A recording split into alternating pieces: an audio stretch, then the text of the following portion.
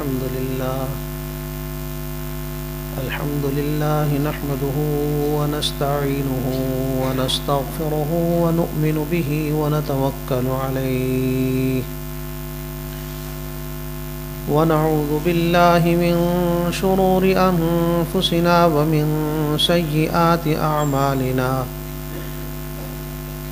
من يهده الله فلا مضل له ومن يضلله فلا هادي له ونشهد أن لا إله إلا الله وحده لا شريك له ونشهد أن سيدنا وسندنا وحبيبنا ومولانا محمدا عبده ورسوله صلى الله تعالى عليه وعلى آله وأصحابه أجمعين أما بعد فأعوذ بالله من الشيطان الرجيم بسم الله الرحمن الرحيم أولم نعمركم ما يتذكر فيه من تذكر وجاءكم النذير صدق الله العظيم اللهم صل على محمد وعلى آل محمد كما صليت على إبراهيم وعلى آل إبراهيم إنك حميد مجيد اللهم بارك على محمد وعلى آل محمد كما باركت على إبراهيم وعلى آل إبراهيم إنك حميد مجيد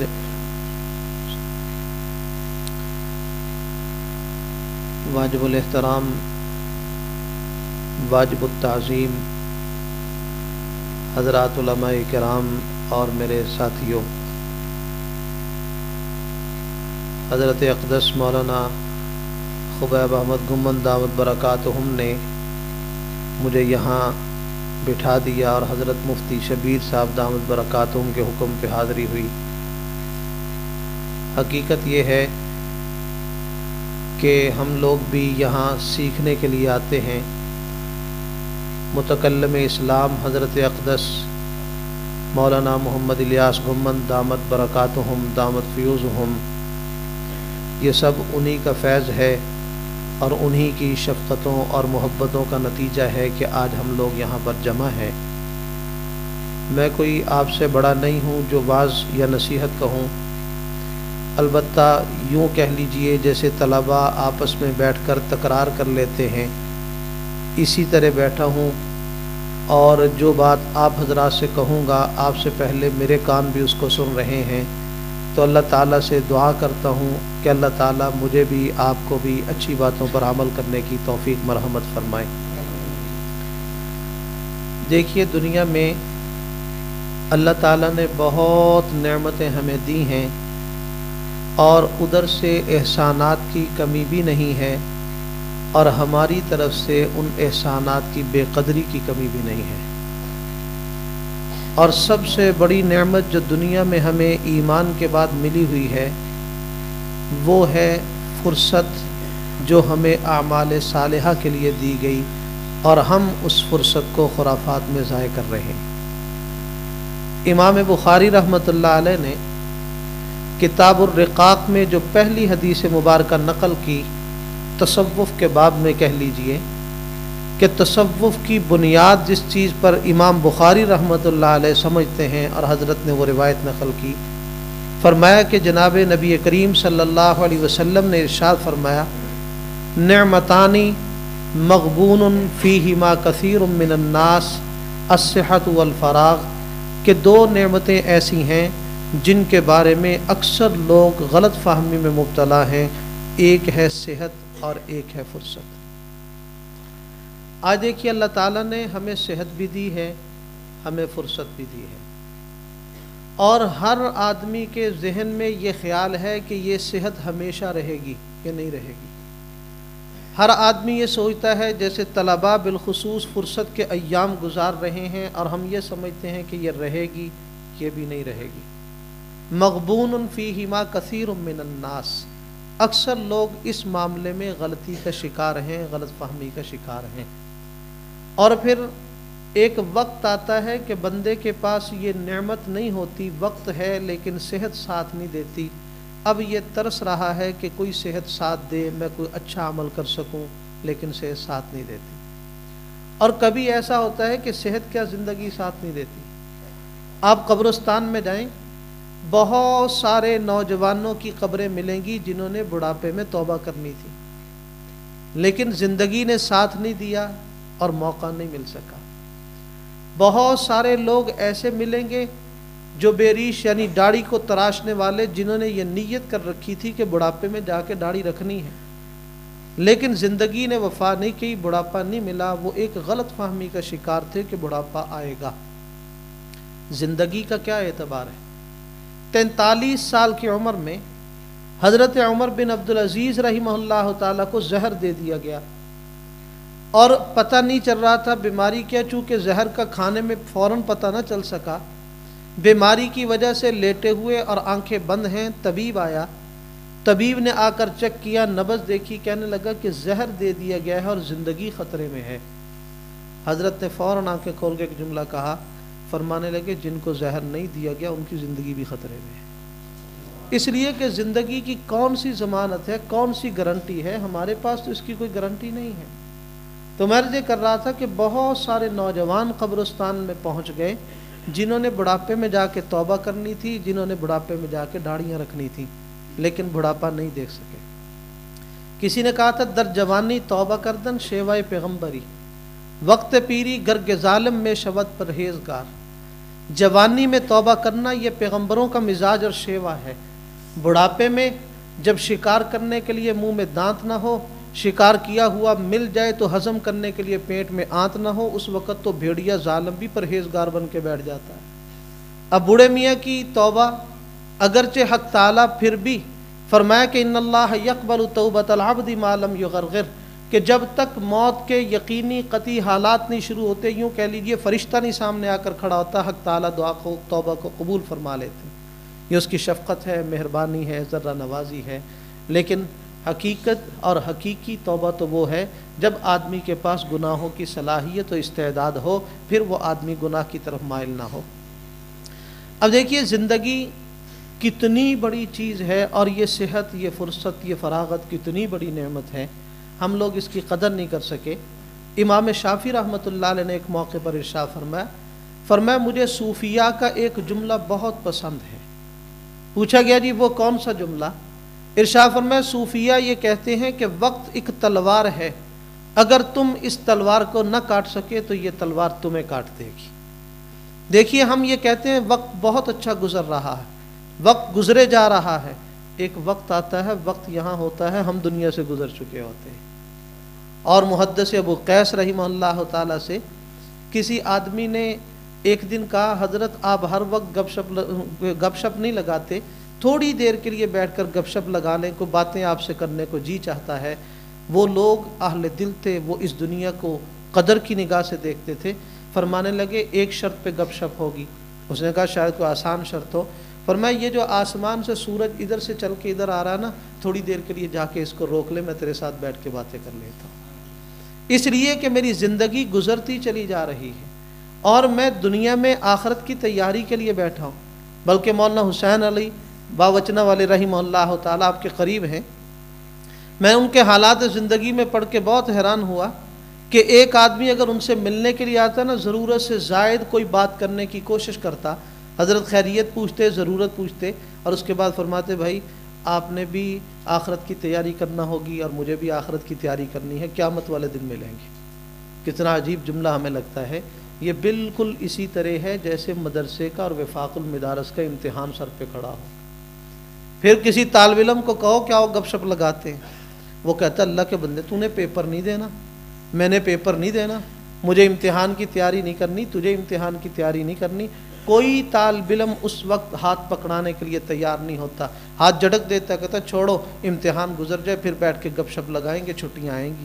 اب دیکھو ہمارے بزرگوں نے اس امتحان کو امتحان نہیں کہا، وہ کہا کرتے تھے بھائی آپ نے بھی قیامت کی تیاری کرنا ہوگی اور میں نے بھی قیامت کی تیاری کرنی۔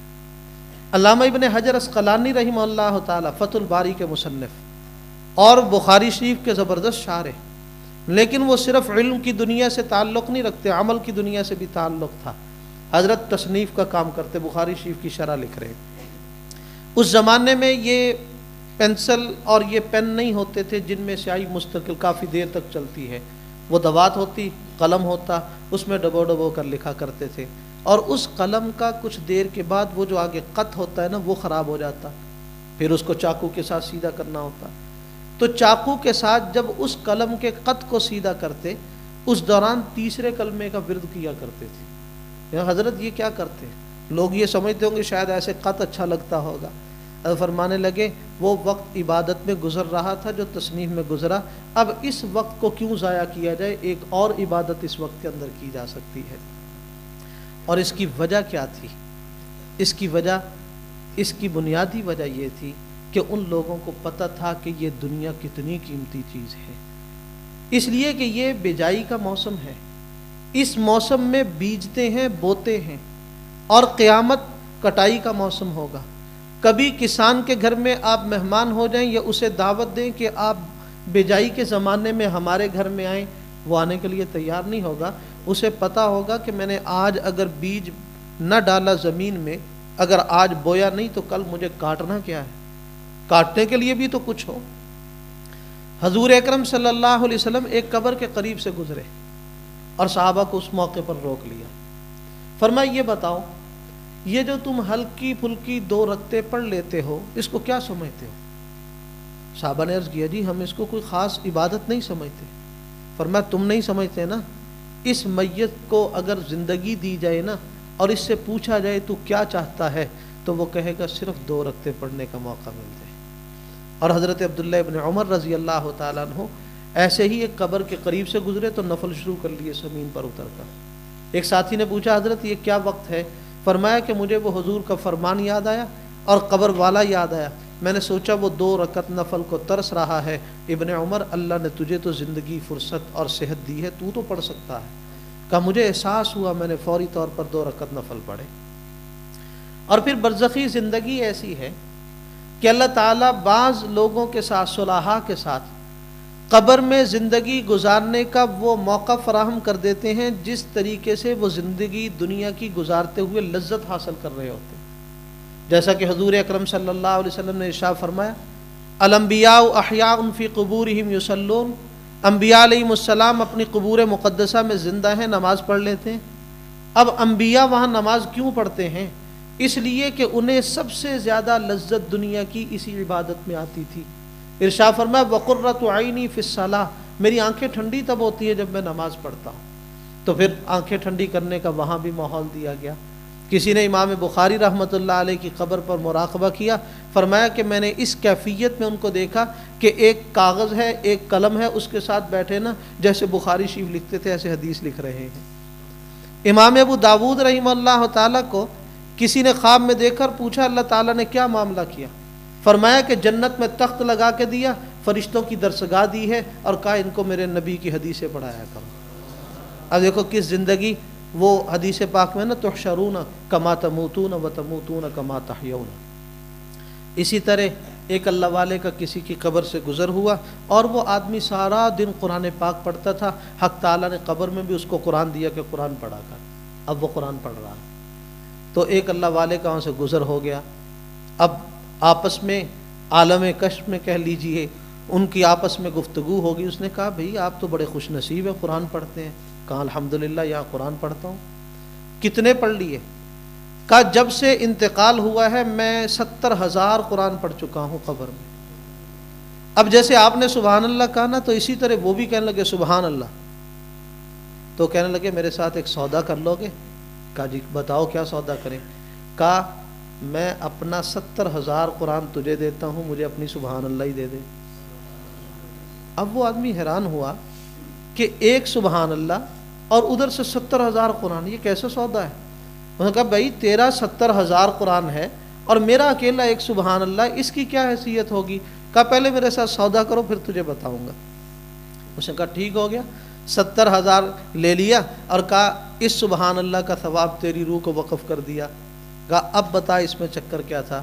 اس نے کہا میں جس زمانے میں جس جہان میں رہتا ہوں نا، یہاں تلذذ کے لیے قرآن پڑھنے کی اجازت ہے، یہ یوم یوں کہہ لیجئے کہ یہ عمل کی جگہ نہیں ہے، جزا کی جگہ ہے، یہاں پڑھے ہوئے قرآن کا کوئی ثواب نہیں ہوتا۔ جس جہان میں تو رہتا ہے یہاں سبحان اللہ کہو تو آدھا میزان عدل بھر جاتا ہے۔ اب اندازہ لگائیے کہ زندگی کتنی بڑی نعمت ہے۔ وہاں پڑھا ہوا 70,000 قرآن تلذذ کے لیے ضرور ہے، ایک نیکی نہیں لکھی جائے گی اس پڑھے ہوئے کی۔ اور یہاں جو سبحان اللہ ہے، حدیث پاک میں جناب رسول اللہ صلی اللہ علیہ وسلم نے ارشاد فرمایا کہ یہاں کی ایک سبحان اللہ وہ میزان عدل کتنا بڑا ہے۔ حضرت داؤد علیہ السلام نے حق تعالیٰ سے درخواست کی تھی کہ وہ ترازو تو دکھا دیا جائے جس کے اندر بندوں کے اعمال تلیں گے۔ حق تعالیٰ نے ترازو دکھایا نا تو داؤد علیہ السلام بے ہوش ہو کر گر پڑے۔ پوچھا داؤد کیا ہوا؟ کہا یا رب اتنی بڑی میزان اس کو بھرے گا کون؟ اور میں ایک سبحان اللہ آدھے کو بھر دے گی، ساتھ میں الحمدللہ کہو تو سارا میزان عدل بھر جائے گا۔ دیکھیے دنیا کتنی قیمتی ہے اور ہم اسے کیسے ضائع کر رہے ہیں۔ اور قیامت کے دن لوگ کیا مطالبہ کریں گے؟ دوزخ میں جلتے ہوئے کہیں گے ربنا اخرجنا نعمل صالحا غیر الذی کننا نعمل، یا رب ایک دفعہ نکال دینا تو پھر میں اچھے اعمال کروں گا، جو کر کے آؤں نا وہ دوبارہ کبھی بھی نہیں کروں گا۔ ہمارے ہاں بھی اگر کوئی کسی کو سزا دے تو وہ یہی کہتا ہے جی ایک دفعہ معافی دے دو دوبارہ نہیں کروں گا۔ وہاں بھی یہی کرے گا اخرجنا نعمل صالحا، اچھے اعمال کروں گا، غیر ان اعمال کے علاوہ کروں گا جو میں دنیا میں کر کے آؤں اب دوبارہ نہیں کروں گا۔ اللہ تعالیٰ ایک سوال کریں گے، فرمائیں گے اولم نعمرکم ما یتذکر فیہ من تذکر، کیا تجھے اتنی زندگی نہیں دی تھی کہ اگر ایک آدمی کی نصیحت قبول کرنے کی نیت ہو تو وہ کر لے؟ کہا صرف زندگی دے کر چھوڑا نہیں، جاءکم النذیر، تمہارے پاس پھر ڈرانے والے بھیجے، اصلاح کرنے کے لیے انبیاء بھیجے، صلحاء بھیجے، آج کی زبان میں کئی علماء آئے، شیوخ آئے، ان لوگوں نے محنت نہیں کی، تو نے پھر بھی اپنے آپ کو نہیں سنوارا۔ ما یتذکر فیہ من تذکر وجاءکم النذیر، اور مفسرین نے نذیر کی تفسیریں مختلف لکھی ہیں۔ ایک تو یہی انبیاء، نائبین انبیاء، علماء، صلحاء، یہ سارے لوگ آ گئے، اور بعد نے کہا یہ سفید داڑھی کے بال، سر کے بال، ایک ایک بال جو ہے یہ بتاتا ہے کہ بوڑھے میاں اب مجھے کالا نہیں ہونا ہے، تجھے میرے ساتھ ہی قبر میں جانا ہے۔ بعض مفسرین نے لکھا اس سے مراد پوتا ہے، پوتے آ کر بتاتے ہیں کہ دادا ابو اب اس کوٹھی میں ہماری رہنے کی باری ہے، آپ اپنے مکان کا انتظام کیجئے، ہم اس جائیداد کے وارث پیدا ہو گئے ہیں، اس جائیداد کے وراثت ہمارا حق ہے، اب چھوڑیے کب تک اس جائیداد کو استعمال کرو گے، اب ہمیں شادیاں کرنی ہیں، ہمارے آگے بچے پیدا ہوں گے۔ پہلے دور میں ایسا ہوتا تھا کہ کبھی کبھی فرشتے بھی متشکل ہو کر انسانوں کے سامنے آ جاتے، کبھی شیطان بھی آ جاتا۔ کسی آدمی کی ملاقات اسرائیل سے ہو گئی، پوچھا کون کا اسرائیل؟ کہا تیرا عجیب معاملہ ہے ہمارے ساتھ۔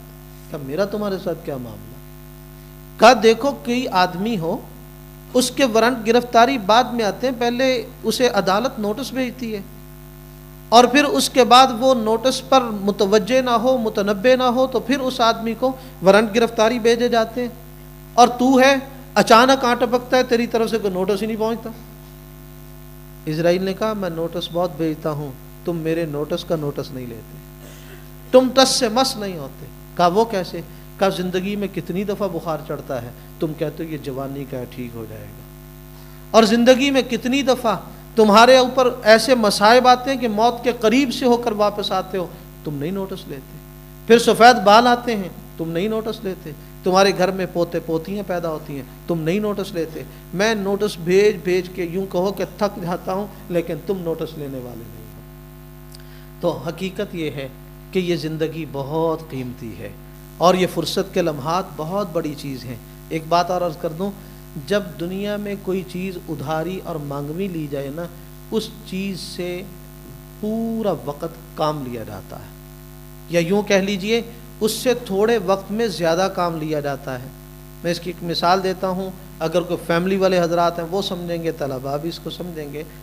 کسی آدمی کے گھر میں استری خراب ہونا، اور وہ کسی پڑوسی سے استری ادھاری لے لے، اب وہ لے کے رکھ تھوڑی لیتا ہے، وہ جلدی سے اپنا بھی سوٹ استری کر لیتا ہے، گھر والی ہے وہ اپنا بھی کر لیتی ہے، خاوند کے بھی کرتی ہے، بچوں کے بھی کرتی ہے، ذہن میں کیا ہے کہ روزانہ روزانہ یہ مانگی نہیں جاتی، تو اب آئی ہے اس سے فائدہ اٹھا لیا جائے۔ تو صلحاء نے بالکل اسی طرح زندگی سے فائدہ اٹھایا ہے کہ یہ دوبارہ نہیں ملنی، تھوڑے وقت میں بہت زیادہ کام لینا ہے۔ حضور اکرم صلی اللہ علیہ وسلم ساری رات کھڑے ہوئے ہیں، حتیٰ یتورم قدماہ، پاؤں مبارک پہ ورم آ چکا ہے، اور ساری رات عبادت کرتے ہیں، اور اس فکر میں ہیں کہ زندگی تھوڑی ہے، زیادہ اس میں کمائی کر لی جائے۔ اور جتنے بھی آپ صلحاء کے حالات زندگی کو پڑھتے جائیں گے، آپ کو احساس ہوگا کہ وہ لوگ زندگی میں کتنا زیادہ عمل کر لیا کرتے تھے۔ اور پھر اس بارے میں ہم لوگ کیا کر سکتے ہیں؟ ہمیں صرف 2-3 چیزیں، یہ میں اس لیے عرض کر رہا ہوں تاکہ کسی نتیجے پر پہنچے کہ ہم کر کیا سکتے ہیں۔ 2-3 عمل اگر ہم لوگ کر لیں گے تو ہمیں اعمال کرنے آسان ہوں گے۔ آج ہمیں اعمال اس لیے مشکل ہو رہے ہیں، ایک تو وجہ یہ ہے کہ حق تعالیٰ کی عظمت اور جلال جتنا ہمارے ملحوظ خاطر ہونا چاہیے ہمارے سامنے نہیں۔ دوسرا، اپنی کمائی کی اپنی حقیقت ہمارے سامنے نہیں۔ ہمیں کبھی سوچنا چاہیے کہ ہم کیا تھے، اس نے کس مقدس جگہ پر لا کر بٹھایا ہے، اور وہ ذات ہمارے ساتھ کیا معاملہ کرنے والی ہے، اور اس ذات کی ہمارے اوپر قدرت کس قدر ہے۔ اس پر 1-2 مثالیں عرض کر دیتا ہوں۔ محمود غزنوی ایک حکمران گزرے ہیں، اور اس کا ایک بہت سر چڑھا غلام تھا ایاز۔ جب کوئی آدمی قریبی ہوتا ہے نا تو ارد گرد والے حاسدین بھی ہوتے ہیں، اس کی شکایتیں بھی لگاتے ہیں، مقصد یہ ہوتا ہے کہ جس کا قریبی ہے نا اس کی نظر سے اس کو گرا دیا جائے۔ اب ایاز کے عیب ڈھونڈتے تھے کہ کوئی عیب مل جائے، اس کو بادشاہ کے دربار سے فارغ کروا دیا جائے۔ عیب ڈھونڈتے ڈھونڈتے ایک عیب لوگوں کو ملا۔ وہ عیب کیا ملا؟ اس نے ایک الماری کو تالا لگا کے رکھا ہوا تھا، روزانہ الماری کھولتا ہے، دیکھتا ہے اور واپس آ جاتا ہے، تالا پھر لگا دیتا ہے۔ ساتھیوں نے کہا ہمیں بھی دکھاؤ الماری میں کیا، اس نے کہا تمہیں نہیں دکھاؤں گا۔ شک پیدا یہ ہوا کہ کوئی شاہی خزانے سے ہیرے جواہرات چوری کیے، اور وہ چوری کر کے الماری میں رکھے ہیں، روزانہ کھول کے دیکھ لیتا ہے کہ کسی نے یہ ہیرے جواہرات چھیڑے تو نہیں، اور جب اطمینان کر لیتا ہے نا کہ نہیں کسی نے چھیڑے تو پھر دوبارہ اس کو تالا لگا کے بند کر دیتا ہے۔ تو شکایت بادشاہ تک کسی حاسد نے پہنچا دی، محمود غزنوی تک۔ اس نے کہا جناب آپ کا جو سر چڑھا وزیر ہے نا یہ آپ کا مجرم اور چور ہے۔ کہا وہ کیسے؟ کہا اس نے الماری کے اندر کوئی چیز آپ کی چھپا کے رکھی ہے، ہمیں نہیں دکھاتا، اور روزانہ اس کی نگرانی کرتا ہے، کھول کر تالا دیکھتا ہے پھر تالا بند کر دیتا ہے۔ کہا چلو ٹھیک ہو گیا، دربار لگ گیا، ایاز کو بلا لیا گیا۔ ایاز الماری ہے تیرے پاس؟ کہا جی ہاں۔ کہا اس کو تالا بھی لگایا ہوا ہے؟ کہا جی لگایا ہوا ہے۔ تم کسی کو دیکھنے بھی نہیں دیتے؟ کہا جی یہ بھی رپورٹ ٹھیک ہے۔ کہا پھر تم روزانہ اسے کھول کر اس کی نگرانی بھی کرتے ہو، دیکھتے بھی ہو؟ کہا جی یہ بھی رپورٹ ٹھیک ہے۔ کیا ہے اس الماری میں؟ اس نے کہا جی کوئی خاص چیز نہیں ہے۔ کہا چابی ادھر پکڑا دو۔ چابی پکڑ لی، ایک اپنے معتمد خاص کو بھیجا، کہا جاؤ اس کی الماری میں جو کچھ پڑا ہے نا سب اٹھا کے یہاں لے آؤ۔ تلاشی ہو گئی، وہ گیا اور وہاں سے جو ساری اس بیچارے کی وراثت اٹھا کر لایا نا، ایک جوتا ٹوٹا سا، ایک تہبند اور ایک ہلکا سا کرتا کہہ لیجئے، سلوکا کہہ لیجئے، وہ اٹھا کے لا کر دی۔ کہا یہ کیا ہے؟ اسے کہا جی اس کو روزانہ دیکھتا ہوں، کہ اس میں دیکھنے والی کون سی بات ہے؟ کہا بادشاہ سلامت جب آپ کے دربار میں پہلی دفعہ آیا تھا نا میری کل کائنات یہی تھی، میں گاؤں سے یہ لے کر آیا تھا۔ میں روزانہ الماری کھول کے نا اپنے آپ کو اپنی اوقات دکھاتا ہوں اور سمجھاتا ہوں کہ تو یہاں سے آیا تھا، یہ اس کی ذرہ نوازی ہے کہ اس نے تجھے یہاں رکھ لیا۔ اب آپ دیکھیں مجھ سے آپ سے کتنے باصلاحیت لوگ ہیں جو دنیا کے کاموں میں مصروف ہیں، اس بادشاہ کی مہربانی نہیں کہ اس نے اپنے گھر میں نوکر رکھا ہوا ہے۔ ہمیں بھی تو روزانہ سوچنا چاہیے ہم دنیا میں کیا لے کر آئے تھے، ننگے بدن آئے تھے۔ اور اخرجکم من بطون امہاتکم لا تعلمون شیئا، کہا ماں کے پیٹ سے ایسے نکلے کہ بالکل جاہل مطلق تھا، کچھ بھی نہیں آتا تھا، لیکن حق تعالیٰ نے کہاں سے کہاں اٹھایا، اپنے گھر میں رکھ لیا، اس سے بڑی اور کوئی ذرہ نوازی نہیں۔ اور دوسری بات بھی ایاز کی واقعی سننے کے قابل ہے کہ بادشاہ نے پھر ایک دن لوگوں کو یہ سمجھانے کے لیے کہ ایاز بہت سمجھدار ہے کہ ہیرا اٹھا لیا اپنے شاہی خزانے سے، आज लोगों से कहा तुम्हारी जहानत का इम्तिहान होगा, कहा ठीक है जी। अय्याज को आखिर में बिठाया और पहले एक आदमी को बिठाया और उसे कहा, वजीर था पहला, उसको कहा ये थोड़ा ले लो, हीरे पर मारो तोड़ दो। उसने पकड़ा, उसने कहा जनाब बहुत कीमती है, नहीं तोड़ा जा सकता। बादशाह ने कहा शाबाश, बहुत अच्छा किया आपने, वो समझा मेरी तारीफ हुई है, रख लिया। दूसरे को दौड़ा थमा दिया, उसको कहा तू मार तोड़ दे, उसने भी यही जवाब। चलते चलते आखिर में जब अय्याज पे बात पहुंची ना, तो अय्याज से कहा इस हीरे को तोड़ दे। अब उस हीरे के लिए उसने थोड़ा उठाया, ऐसे मारा कि उसका रेज़े रेज़े टुकड़े टुकड़े करके सारा दरबार जो था बदनदान शिकन हो गया कि ये क्या हुआ कि यार इसने इतना कीमती हीरा तोड़ दिया। और फिर बादशाह का इतना ही सर चढ़ा, इतना ही सर चढ़ाया हुआ आदमी कि इसने हीरे तक की परवाह न की। उसने बादशाह ने फिर इस सकूत को तोड़ते हुए कहा, कहने लगा कि अय्याज ये बता तूने हीरा वाकई तोड़ दिया, इतने लोगों ने तो नहीं तोड़ा था, तू नहीं कह सकता था बहुत कीमती है। अय्याज ने कहा मैंने पहले यही सोचा था कि न तोड़ूं, फिर सोचा कि दो ही शक्लें हैं, या तो हीरा तोड़ दूं या हीरा न तोड़ूं आपका हुक्म तोड़ दूं, या हीरा तोड़ दूं आपका हुक्म बचा लूं। कहा मैंने आपके हुक्म को हीरे से ज़्यादा कीमती समझा, मैंने हीरा तोड़ दिया, आपका हुक्म बचा लिया। अब अगर हम अल्लाह ताला की अज़मत दिल में ऐसी रखें कि हर किसी से ताल्लुक़ अल-हुब्बु लिल्लाह वल बुग़्ज़ु बिल्लाह, और इसी तरह एक बात मुझे आपके लिए एक सबक है कि हम क्या कर सकते हैं, जितनी हिम्मत है वो तो कर सकते हैं, अंजाम तो अल्लाह ताला के सुपुर्द है। हमारा काम है सिर्फ बाग को पानी लगाना, हमारा काम फल फूल लगाना नहीं है, ये तो मालिक की मर्जी है लगाए या ना लगाए। हज़रत यूसुफ़ अलैहिस्सलातु वस्सलाम को जब ज़ुलेखा ने कई कमरों के दरवाजे बंद करके अंदर बंद कर लिया ना और ताले लगाए हुए थे, मुफस्सिरीन ने लिखा कि हज़रत ने वो अब बुराई की दावत दे रही है और यूसुफ़ अलैहिस्सलाम क्या करते, ताला खोलना एक आम आदमी के बात बस की नहीं है, उसकी चाबी पास ना हो।